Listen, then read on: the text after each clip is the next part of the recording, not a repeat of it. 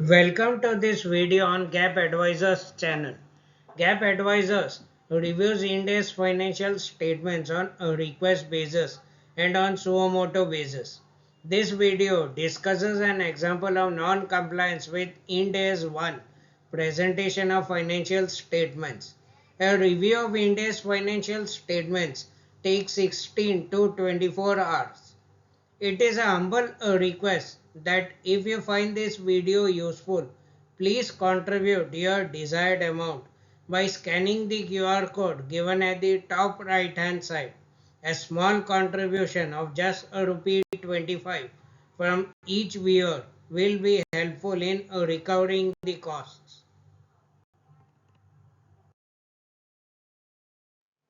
This slide shows the accounting policy on impairment disclosed by the company.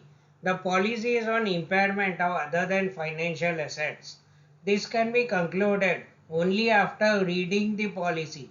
The heading suggests the policy is on impairment of all assets, including financial assets.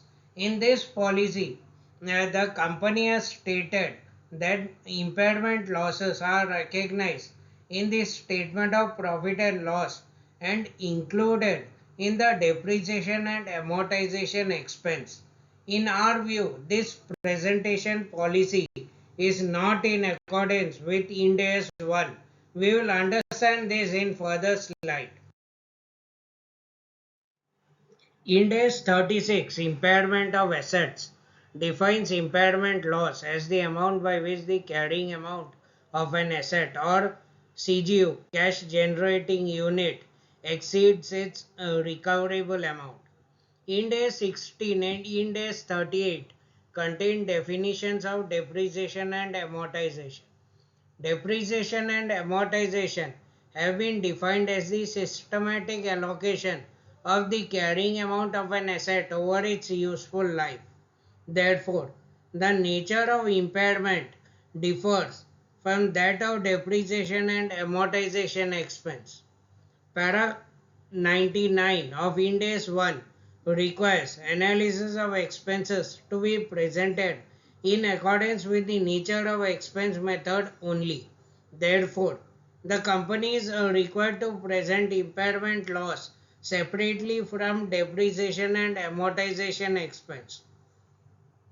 Para 30A of Ind AS 1 states that a company shall not reduce understandability of its financial statements by aggregating material items of different natures. Thus, the company by aggregating impairment with depreciation and amortization has reduced the understandability of financial statements. Para 7 of Ind AS 1 considers aggregation of dissimilar items as obscuring information. Therefore, the company has not complied with the requirements of Para 30A and 99 of Ind AS 1 and has presented obscuring information in the statement of profit and loss.